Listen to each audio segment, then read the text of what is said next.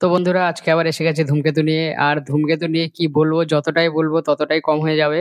কারণ হচ্ছে ধূমকেতু মুভিটা নিয়ে আমরা ১ম থেকে এক্সাইটেড ছিলাম। তার উপর দিয়ে আজকে মানে ৩ দিনের বক্স অফিস কালেকশন যা শেয়ার করা হয়েছে ওটা পুরোপুরি অবাক হওয়ার মতো। ৩ দিনের বক্স অফিস কালেকশন ৯ কোটি প্লাস।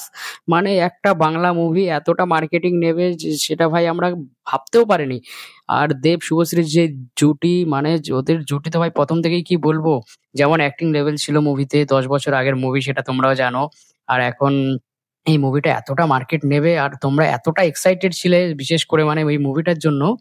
তো ভাই ফাইনালি তো মুভিটা ১০ কোটির কাছে বক্স অফিস কালেকশন করে নিয়েছে। এখন দেখার বিষয় হচ্ছে যে দেব আর শুভশ্রী জুটির কি নতুন আবার কোনো মুভি কৌশিক গাঙ্গুলি করছে?